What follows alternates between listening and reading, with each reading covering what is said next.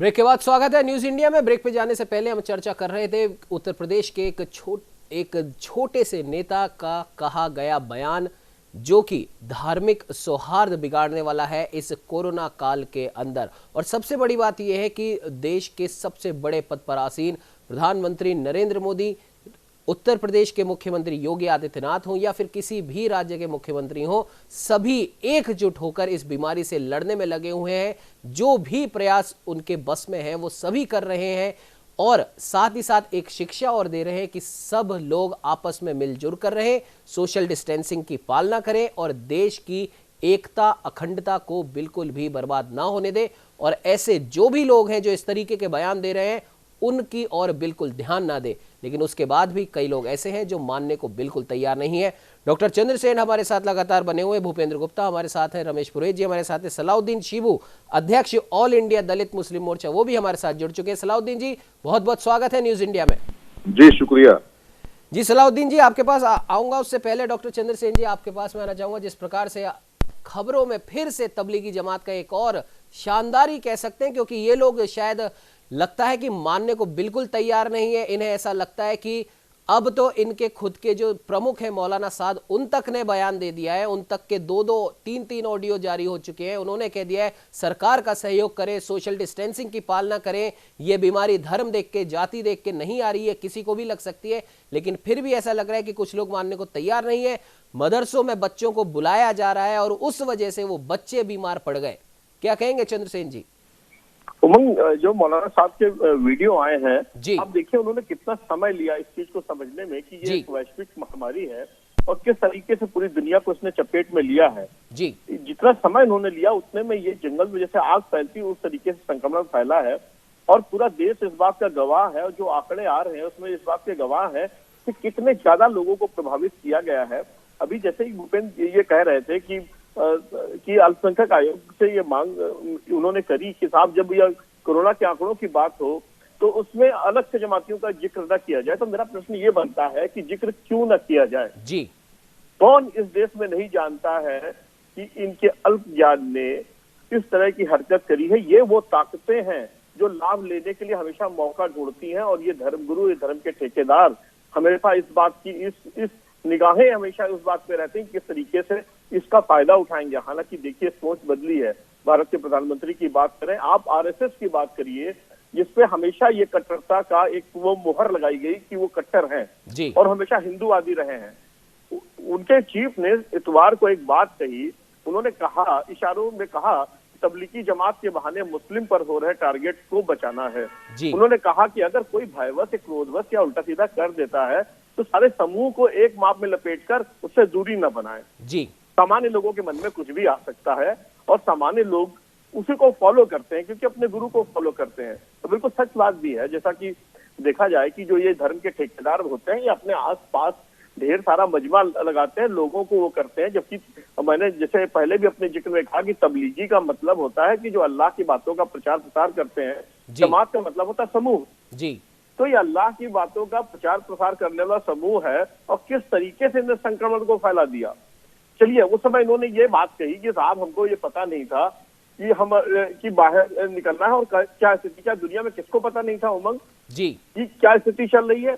उसके बावजूद जब आप पकड़े जाते हैं और बाहर निकलते हैं सड़कों पे तो आप क्वारंटाइन के लिए ले जाते हैं, उसमें आप सड़कों से थूकना शुरू कर देते हैं। जब आप अस्पताल में पहुंचते हैं तो आप मिसबिहेव शुरू कर देते हैं। आप उन नर्सों के सामने, उन महिला डॉक्टरों के सामने आप कपड़ा उतारना शुरू कर देते हैं। किस मजहब में ये सिखाया गया है कि औरत का सम्मान नहीं होना चाहिए? किस मजहब में ये सिखाया गया है कि इंसानियत के आगे इस तरीके का तांडव आप करें कि वो शर्मसार हो जाए? किस मजहब में ये सिखाया गया है कि आप इस तरीके का बर्ताव करें कि आने वाली नस्लों को आप जवाब न दे पाए? और हर धर्म में इस तरह के कुछ लोग होते हैं जो अपनी साख बचाने के लिए लोगों को बरगलाते हैं, लोगों को गलत दिशा में मोड़ते हैं। ये अपने जरा से फायदे के लिए ये आपस में विभेद पैदा करते हैं, ये इंसानियत को बांटते हैं। इस तरह के लोगों के ऊपर, चाहे वो देवरिया के विधायक हो, चाहे मौलाना साद हो, इस पे कड़े से कड़े एक्शन लेने चाहिए और इनके ऊपर ऐसी कार्रवाई करनी चाहिए कि जो कि नजीर बने, कि दूसरा कोई आदमी इस तरह की हरकत ना करे, इस तरह की बात ना कर सके वो। क्योंकि इनको देखना होगा कि कोरोना की जो स्थिति है आने वाले समय में कितनी खतरनाक होगी। जब प्रधानमंत्री ने भी इतवार को मन की बात में कहा तो उन्होंने साफ साफ कहा कि ये रमजान का पाक महीना है, और उन्होंने ये भी कहा कि वो उम्मीद करते हैं कि ईद आने से पहले दुनिया कोरोना से मुक्त हो जाएगी। हालांकि त्योहार को मनाने का तरीका हमें बदलना पड़ेगा। जिस तरह पहले हम बहुत उत्साह के साथ मनाते थे, सड़कों पे निकलते थे, वो इस बार इसलिए नहीं कर पाएंगे क्योंकि पूरी दुनिया में एक ऐसा संक्रमण फैला हुआ है जो किसी की चोटी या दाढ़ी देख को नहीं आएगा। वो हिंदुओं की चोटी नहीं देखता और मुसलमानों की दाढ़ी नहीं देखेगा। वो हर उस शख्स पे हमला करेगा जो उसके दायरे में आएगा, वो उसमें संक्रमण फैलाएगा और ये कई लोगों को अपने साथ में ले लेगा जी। तो सिर्फ उन्होंने अपील करी कि हाँ भाई, जो मुस्लिम समुदाय के लोग हैं वो घर में नमाज पढ़ें और जो जिस तरीके के वो रोजे रखे और किसी चीज की कमी नहीं आने दी जाएगी। शासन और प्रशासन ने उस तरह की व्यवस्था करी है। एक और प्रधानमंत्री ये कहते हैं कि साहब, आप ईद से पहले दुनिया कोरोना मुक्त हो ऐसी आप दुआ पढ़िए। आरएसएस के चीफ ये कहते हैं कि टारगेट चाहिए उनको कुछ लोगों के कारण। तो समाज बदला है, लेकिन वहीं पर इस तरह के छोटे छुटभैये नेता और धर्म के ठेकेदार खड़े होते हैं तो अपनी संकुचित सोच के कारण और अपनी सत्ता कायम करने के लिए, अपने पीछे मजमा लगाने के लिए इस तरह के बयान देते हैं। और ये जो व्हाट्सएप यूनिवर्सिटी है, ये इतनी खतरनाक मोड़ दिया है इसने, जो आपस में विभेद किया, जो बंटवारा किया है हिंदू और मुसलमानों को लेकर के, ये अपने आप में बहुत खतरनाक बात है। और ऐसे लोगों को पहचान करके उनके खिलाफ कड़ी कार्रवाई करनी चाहिए। और अब जनता उस तरह की मूर्ख नहीं है जो इनको फॉलो करेगी, वो जवाब देगी। अब देखिए देश से कितने बड़े मौलाना साहब के अलावा आप देखिए सलमान खान ने भी लोगों से अपील करी है कि नहीं साहब, आप इस तरह की हरकतें मत करिए, अपनी शर्मसार मत करिए, नहीं तो सेना बुलानी पड़ेगी। और कई मौलाना आप ऐसे हैं जिन्होंने संदेश दिया कि नहीं साहब, आप सपोर्ट कीजिए और ये जो डॉक्टर हैं ये फरिश्ते हैं, अल्लाह के भेजे हुए फरिश्ते हैं, इनका आप सहयोग कीजिए, इनका आप साथ दीजिए, वो आपको आपका टेस्ट कराएंगे, आपका इलाज कराएंगे। ये आपके दुश्मन नहीं है जिस तरह से आप ये हरकत करते हैं। इस तरीके से आप आने वाली जो नस्लें हैं उनके लिए एक नजीर बनिए और बताइए कि साहब, ऐसे संकट के समय में हम खड़े हुए थे और हमने कोरोना के खिलाफ जंग लड़ी थी। उमंग, बिल्कुल चंद्रसेन जी, आपने सही कहा, ऐसी नज़ीर पेश करनी होगी। और सलाउद्दीन जी, आपके पास आना चाहूँगा। जिस प्रकार से जो तमाम घटनाएं हैं उनसे आप भी परिचित होंगे, जब सबसे बड़े जो मुसलमानों के जो एक तरीके से हम कह सकते हैं जो सबसे बड़ा जो पूजनीय जो स्थान है मक्का मदीना, वहाँ तक से ये अपील की जा चुकी है और देश भर की तमाम मस्जिदों से सभी मौलानाओं ने ये अपील कर दी है कि कोरोना का संकट काल चल रहा है, ये किसी को धर्म, जाति या समाज में नहीं बांट रहा है। तो क्या ये ज़रूरी नहीं कि अब हम भी उसी प्रकार से सोचें? और सबसे बड़ी बात, कई लोगों ने कहा है कि सिर्फ एक की वजह से पूरे समाज को, पूरी बिरादरी को टारगेट नहीं करना चाहिए और ऐसा हो भी रहा है। लेकिन फिर भी कई लोग ऐसे, हर धर्म में, हम किसी विशेष धर्म की बात नहीं कर रहे, ये हर धर्म में ऐसे लोग हैं जो मान नहीं रहे। और अभी भी कई जगह, कई शहरों में, कई इलाकों में, कई गलियों में ऐसे नज़ारे देखने को मिलेंगे कि लोग बाग सोशल डिस्टेंसिंग का बिल्कुल पालना नहीं कर रहे हैं, भीड़ बढ़ाकर बाजारों में निकल रहे हैं, खरीदारी कर रहे हैं। तो क्या ऐसे लोगों को डर नहीं है या वो जानबूझकर अनजान बनने की कोशिश कर रहे हैं? सलाउद्दीन जी, देखिए, अभी हमने चंद्रसेन को भी सुना जी और आपके क्वेश्चन का भी मैं पूरा जवाब दूंगा जी। चंद्रसेन मेरे पुराने दोस्त हैं और चंद्रसेन मेरे बड़े समर्थक भी हैं जी। वो मुझे जानते हैं, मैं उन्हें जानता हूँ जी। लेकिन कुछ चीजों में मैं शायद उनसे इत्तेफाक नहीं रखूंगा जी। मेरा नाम सलाउद्दीन है, मैं एक मुसलमान हूँ जी। लेकिन मुसलमान होने का ये मतलब नहीं कि मैं किसी तबलीगी जमात का सदस्य हूँ या मैं देवबंदी हूँ या बरेलवी हूँ या कादियानी हूँ या सुन्नी हूँ या शिया हूँ। मैं सिंपल एक मुसलमान हूँ जी। लेकिन पिछले 10-12 सालों से हिंदुस्तान में कुछ हवा ऐसी चल रही है कि अगर थोड़ी सी हवा भी गर्म हो जाए तो कहते हैं इसके जिम्मेदार मुसलमान जी। मैं पूछना चाहता हूँ आपसे भी, चंद्रसेन साहब से भी, ये बीमारी क्या हिंदुस्तान से शुरू हुई थी? ये बीमारी चीन से शुरू हुई थी जी। क्या वहां जमाती गए थे? ये बीमारी अमेरिका में महामारी है, क्या वहां जमाती गए थे? ये बीमारी इटली में महामारी बन चुकी, क्या वहां जमाती गए थे? ऐसा नहीं है कि हर जगह जमाती गए थे। हमको ऐसा लगता है कि जहां जहां व्यवस्था पर प्रश्न उठाए गए, एक बार में हम देख रहे थे कि आज 500 किलोमीटर से कोई पैदल जा रहा है, कोई अपने बच्चे की लाश लेके पैदल जा रहा है 300 किलोमीटर, कोई पैदल जाते जाते मर गया। पूरे हिंदुस्तान का रुख इस तरफ था और कुछ लोग अर्थव्यवस्था पर सवाल उठा रहे थे अब क्या होगा, कुछ लोग ये भी सवाल उठा रहे थे हो सकता है जब तक लॉकडाउन खुले तो अर्थव्यवस्था इतनी गिर चुकी हो कि बहुत सारे हिंदुस्तान के लोग कोरोना से ज्यादा भूख से मर जाएं। जी। तो ये दिमाग को डाइवर्ट करने के लिए एक प्लान किया गया बाकायदा सरकार ने, और सरकार के जो भी दलाल मीडिया था उन लोगों ने मिलके इसको जमाती जमाती जमाती, मैं कोई जमातियों का समर्थक नहीं हूं, लेकिन एक सिंपल से मैं आपको एक बात बताना चाहता हूं कि इंसान के बुखार भी आता है तो सबसे पहले कोई भी इंसान हो डॉक्टर के पास भागता है कि हमारा बुखार ठीक कर दो जी। तो शायद वो जो जमाती हैं, आपने 25 तारीख को एक दिन का आपने कर्फ्यू लगाया पूरे हिंदुस्तान में जी, और दूसरे दिन आपने कह दिया जो जहां है वहां रुक जाए, वो कहीं नहीं निकल सकता है जी। अब जो इंसान बाहर से आया है उसके लिए आपने सीधे ट्रेवल के सारे रास्ते बंद कर दिए, आपने रिक्शा बंद कर दिया, आपने साइकिल बंद कर दी, आपने जहाज बंद कर दिया, आपने ट्रेन बंद कर दिया, आपने बस बंद कर दी, आपने मोटर बंद कर दी, तो वो जहां है उसको वहां रुकने का आदेश है। और एक ऐसी जगह जहां पूरे हिंदुस्तान से लोग आते हैं दिन भर और जाते हैं, तो जाहिर सी बात है वो ना निकल सकते थे बाहर, ना अपने घर जा सकते थे और ना अंदर रह सकते थे। जमात के प्रमुख ने एक दिन पहले बाकायदा लेटर लिखा था केजरीवाल को कि हमारे यहाँ इतने लोग हैं और इनका इंतजाम करिए, लेकिन व्यवस्था नहीं हो पाई और सारा ठेका जमात पे छोड़ दिया गया। एक्चुअल में जमात टारगेट नहीं है, एक्चुअल में हिंदुस्तान के मुसलमानों को ये लग रहा है कि ये जो वक्त है, ये जो परेशानी का वक्त है, परेशानी का वक्त है, इसमें हम सब मिलकर इस महामारी से लड़ रहे हैं। ऐसे वक्त पे इसको मुसलमानों की तरफ जमात के जरिए मोड़ देना ये शायद कोई अच्छी बात नहीं है। लखनऊ में आपको याद होगा सबसे पहले जो केस आया था कोरोना का, वो कनिका कपूर जी लेके आई थी, आप सबको याद होगा। कनिका कपूर हिंदुस्तान से जब एंट्री करी हिंदुस्तान में लखनऊ के अंदर, तो बाहर से किसी कंट्री से आई थी, और जब वो कंट्री से आई तो उनका बाकायदा जो चेकअप होना चाहिए था, मेडिकल चेकअप, वहां पर नहीं हुआ। ये व्यवस्था की कमी थी एयरपोर्ट वालों की, और उसको भुगता पूरे लखनऊ ने, पूरा इलाका सील किया गया। अब हम कहें कि सारे सिंगर जो हैं इसके जिम्मेदार हैं, दुनिया में जितना कोरोना फैल रहा है सिंगर फैला रहे हैं, एक्ट्रेस फैला रहे हैं। अगर एक्टर ये काम कर रहे हैं तो एक्टर अच्छा भी काम कर रहा है, सलमान खान करोड़ों रुपए सरकार को दे रहे हैं, आमिर खान दे रहे हैं और शाहरुख खान दे रहे हैं। तो ये कोई किसी धर्म और जात की बीमारी नहीं है, ये किसी विशेष व्यक्ति की जिम्मेदारी नहीं है, पूरी दुनिया इससे परेशान है, पूरी दुनिया के लोग इससे मिलकर लड़ रहे हैं। और ये इंसानी फितरत है कि आप जब एक तरफ दुकानें खोल रहे हैं, आप कहते हैं मेडिकल की सुविधा रहेगी, आप कहते हैं राशन की सुविधा रहेगी, राशन की दुकानें नहीं बंद होंगी, मेडिकल की दुकानें नहीं बंद होंगी, सब्जी की दुकानें नहीं बंद होंगी, तो जाहिर सी बात है जो भी आदमी लॉकडाउन है जो भी है उसको वो खाएगा, तो खाए बिना तो जिंदा रहेगा नहीं, दवा के बिना जिंदा रहेगा नहीं, तो उसको 1-2 दिन या 1-8 घंटे 10 मिनट के लिए बाहर निकलना पड़ता है। मैं भी अंदर लॉक हूँ, घर में क्वारंटाइन हूँ, लेकिन अगर मुझे जरूरत पड़ती है खाने की या दूध देने की, मुझे जाना पड़ता है। तो उससे आप अंदाजा लगा लें कि नहीं ये साहब ये पूरा का पूरा इलाका जो है, और कोई ऐसा इलाका हिंदुस्तान में नहीं जहां सिर्फ मुसलमान रहते हैं या सिर्फ हिंदू रहते हो, मिला जुला कल्चर है, मिला जुला देश है। और जैसे चंद्रसेन ने कहा कि उन्होंने थूकने का काम किया जमातियों ने, उन्होंने वहां पर हंगामा मचाया, नर्सेस के साथ बदतमीजी की। आप ये बताइए दुनिया के हर अस्पताल में कोरोना जैसी बीमारी की जो भी वार्ड है सब में बाकायदा कैमरे लगे हैं। आज की तारीख में जरा सा कोई हलचल कहीं पर होती है, कोई पुलिस वाला किसी को 2 डंडे मारता है तो फौरन पूरी दुनिया में व्हाट्सएप के जरिए उसको दिखाया जाता है। तो वहां सारे कैमरे लगे थे, किसी भी कैमरे ने क्या ये दिखाया, हमने कहीं आज तक व्हाट्सएप पे टीवी पर नहीं देखा कि कैमरे के अंदर ये दिखाया गया हो कि वो ऐसी हरकत कर रहे हैं।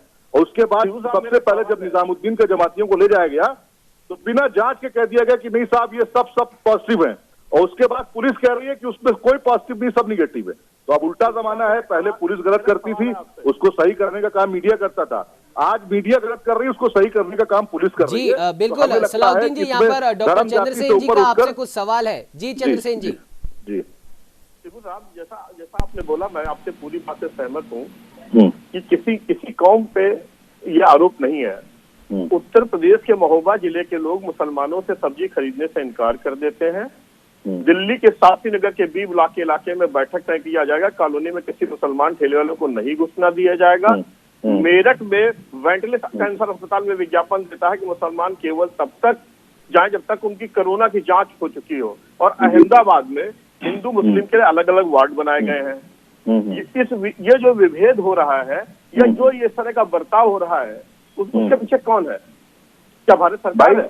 भाई देखिए, इसके पीछे वही शक्तियां हैं जो अपनी नाकामी को छुपाने के लिए पिछले 10 साल में हमेशा हर चीज को हिंदू और मुसलमान के रूप से जोड़ देती हैं। कोई हिंदू या मुसलमान या देश का नागरिक ये सोच ही नहीं पाया कि उसको जीएसटी से कितना नुकसान हो रहा है, उसको नोटबंदी से कितना नुकसान हुआ है, भारत की अर्थव्यवस्था कहाँ जा रही है।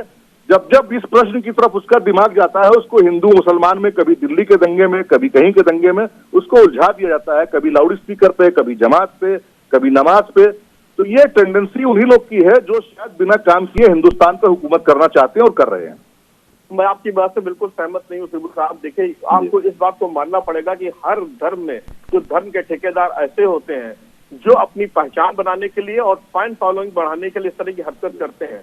आपको इस बात को मानना पड़ेगा कि उन धर्म के ठेकेदारों ने बरगलाया है, एक ऐसे समूह को बरगलाया है कि वो इस हरकतों पे उतर आए हैं। बिल्कुल। और दूसरी बात, जैसा आपने कहा कि कहीं व्हाट्सएप पे या आप समाचार चैनलों की बात कर रहे हैं, जिसकी वहां पर क्या नहीं दिखाया गया, सारे चैनलों पे दिखाया गया कि किस तरह से बसों में बैठ के वो थूक रहे थे, किस तरह की सब्जी फलों में थूक रहे थे। तो दिखाया क्या चैनल पे चंद्रसेन जी? नहीं, आपने क्या वो पत्थरबाजी नहीं देखी?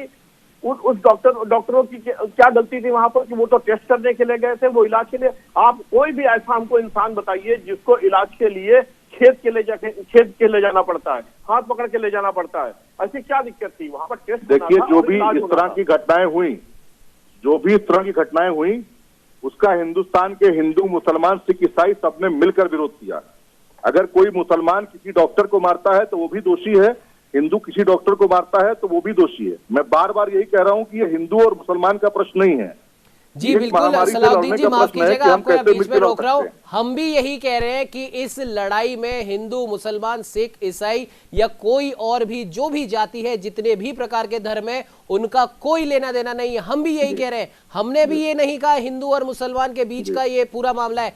हमने ये कहा है कि कुछ लोग हैं, हर धर्म में कुछ लोग हैं जो इस पूरी लड़ाई को एक धार्मिक लड़ाई में बदल देते हैं। कोरोना संकट काल में जहां पर जरूरत है एकजुटता की, एक दूसरे की बिरादरी का साथ देने की, वहां पर कुछ लोग इस संदेश को झुटला देने पे लगे हैं, सिर्फ और सिर्फ अपने निजी फायदे के लिए। वरना क्या कारण था?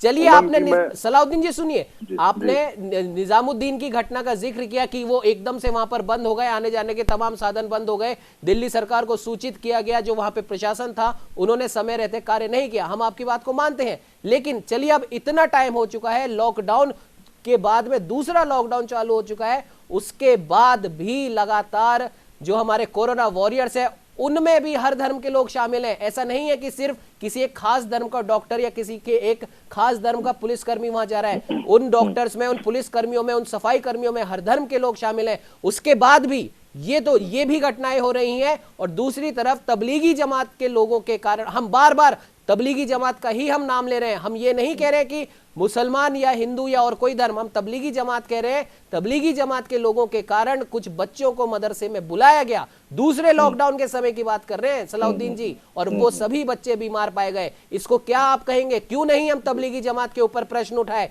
और सबसे बड़ी बात, अभी ताजा ही उदाहरण है सलाउद्दीन साहब, कानपुर के अंदर ऐसी घटनाएं हुई है, हॉस्पिटल में खाने का सामान आया था, उस तक को लात मार रहे हैं। ये कहां की इंसानियत है? क्यों नहीं हम इस जमात का नाम लें? जी जी जी, अभी उमंग जी, आपने ही अपने वचनों में कहा जी कि किसी भी समाज में सब लोग बुरे नहीं होते हैं। जी बिल्कुल, हम किसी भी संगठन में इस चीज को मान रहे हैं। किसी भी संगठन में सब लोग बुरे नहीं होते हैं, बिल्कुल हम मान रहे हैं। किसी भी धर्म में, अब सुन लीजिए मेरी बात भी जी, किसी भी धर्म में सब लोग बुरे नहीं होते हैं, कुछ लोग होते हैं। लेकिन सवाल यह है कि समाज ऐसा क्यों बनता जा रहा है कि ये जो गंदे लोग हैं, जो समाज को बांटने का काम करते हैं, इनको बढ़ा चढ़ा के पेश करने का काम मीडिया क्यों करता है, एक बार क्यों करता है? इनको छापने वाले, इनको बड़ा दर्जा दिलाने वाले तो हम ही लोग हैं, हम आप जैसे लोग जिम्मेदार हैं, हम अपनी भी जिम्मेदारी मानते हैं। लेकिन सलाउद्दीन जी, अगर आप एक बात बताइए, सलाउद्दीन जी, इसी बात पर एक बात मैं आपसे पूछना चाहता हूं, अगर मीडिया, समाचार पत्र, हम अगर इस चीज को नहीं बताएंगे तो बिना जानकारी के न जाने ये लोग और क्या कुछ कर बैठेंगे। देखिए, मीडिया ने हर मौलाना जी का भी इंटरव्यू चलाया, जिन्होंने कहा है कि सब लोग देश में एक साथ रहे, हमने वो भी दिखाया।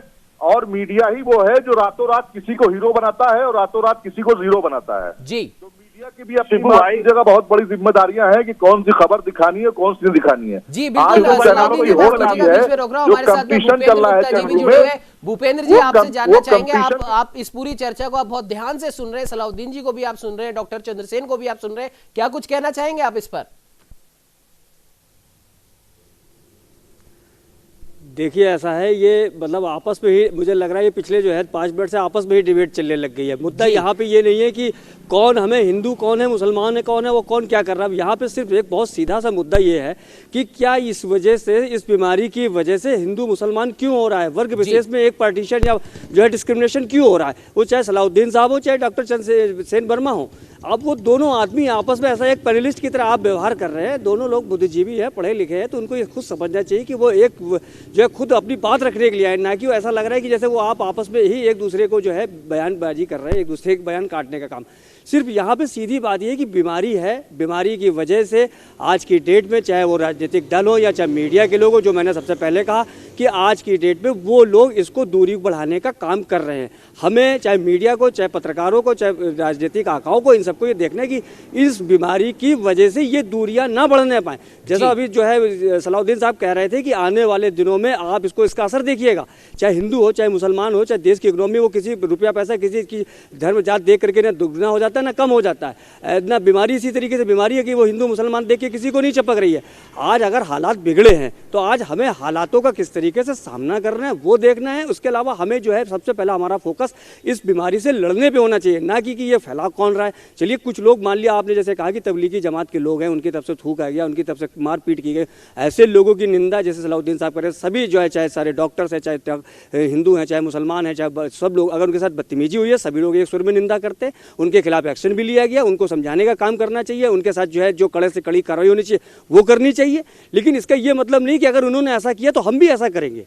ये जो मैं देख रहा हूँ पिछले 5 मिनट से आप दोनों आपस में एक ऐसा लग रहा है कि एक पैनलिस्ट के तौर पे बात रखें। आपको तो अपने व्यूज़ रखने हैं, अपनी बातें रखनी है कि किस तरीके से लोग एक वो, तो आप इससे हमें ये देखना है कि आने वाले दिनों में किस तरीके से हम इसको बेहतर कर सके और हम इसका कैसे सामाजिक जो दूरी है उसको बढ़ाते हुए, आपसी मेल भाव रखते हुए, ठीक है गलतियां कुछ तबलीगी जमात से हो रही है, कुछ मुस्लिम वर्ग से हो रही है, कुछ हिंदू राजनीतिक दलों से हो रही है। आप क्या समझ रहे हैं? आज एक बयान जिस तरीके से आपने कहा, प्रमोद तिवारी का बयान, अभिनंदन श्रृंखला का बयान आता है, इसके बाद से और जो हिंदूवादी संगठन है या उत्साही जो भक्त हैं वो उसमें आगे नहीं बढ़ेंगे। तो हमें ऐसे लोगों को इग्नोर करना है। मीडिया भी इन सब चीज़ों को बहुत ही हल्का, बहुत ही लाइट वे में दिखाए। इनको वो सलाउद्दीन साहब बिल्कुल तय करते कि हमारी भी जिम्मेदारी है कि मीडिया क्यों ऐसी चीज़ों को हाईलाइट करता है या क्यों ऐसी चीज़ों को जो है उफान पे ले जाता है, क्यों इन लोगों को जो है हीरो बनाता है, क्यों बार बार इनका नाम लेता है, क्यों इनको बार बार समझाता है। तो उन्हें लगता है कि जो उनका मकसद होता है, वो जो चाहते कि मीडिया का सुर्खी बनना, वो चाहते कि हमारे समर्थकों का हुजूम आए। जिस तरीके से चंद्रसेन वर्मा बता रहे थे कि जो है वो अपनी एक आभा मंडल और एक अपना प्रोटोकॉल और एक अपना सिस्टम और एक अपने जो भीड़ भाड़ लेके चलते, तो वो जो भीड़ के हीरो बनना तो वो उसी भीड़ के हीरो है। और हम उनको जो है एक मौका देकर के, एक मंच देकर के, एक प्लेटफॉर्म देकर के और हम उनकी उस बात को बड़ा कर देते हैं। तो ये बिल्कुल सलाउद्दीन साहब से मैं यहाँ सहमत हूँ कि ऐसे लोगों को एक, ठीक है, एक उन्होंने बयान दिया, एक बयान पे आपने चर्चा करी, एक उसको बयान दिखाया, दैट्स ऑल।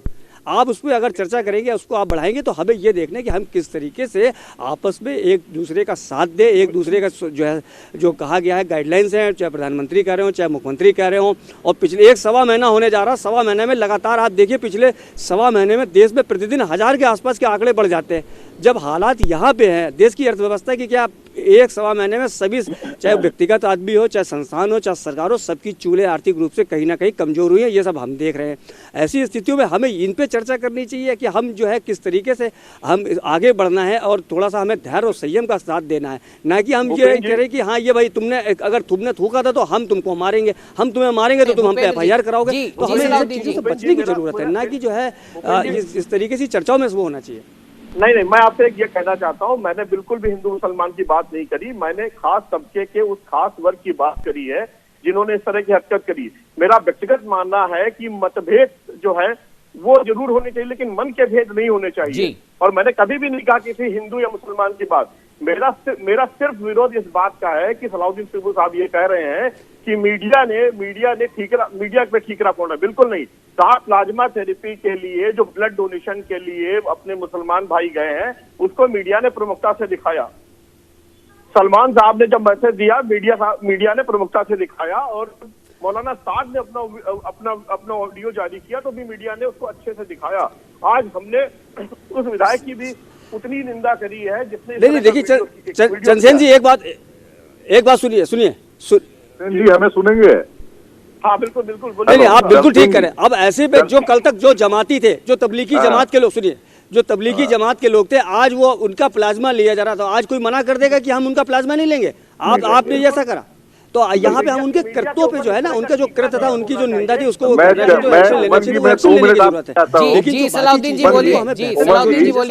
मैं सिर्फ इतना कह रहा था कि मेरे सामने आज का हिंदुस्तान का अखबार रखा है जी, और इसमें पेज नंबर 5 पे राइट साइड पे बहुत छोटी सी खबर लगी है कि रमजान के पाक महीने में जमाती खून देने को राजी जी। अब होना चाहिए था, इस खबर को फ्रंट पे लगना चाहिए था अखबार के, ताकि लोगों को लगता कि हाँ, एक अच्छे काम का प्रचार, अगर बुरे काम का उनके प्रचार किया गया तो उनके अच्छे काम का ही बहुत अच्छा प्रचार किया गया। सलाउद्दीन जी, इस बात पे मैं आपको एक बात मैं आपको यहाँ पे बताना चाहूंगा आपकी इसी बात पे, जैसा कि आपने खुद ने कहा था और हम भी ये मानते हैं कि कई ऐसे लोग हैं, इसमें हर वर्ग, हर बिरादरी, हर धर्म, हर जाति, हर समाज, हर काम करने वाला आदमी शामिल है।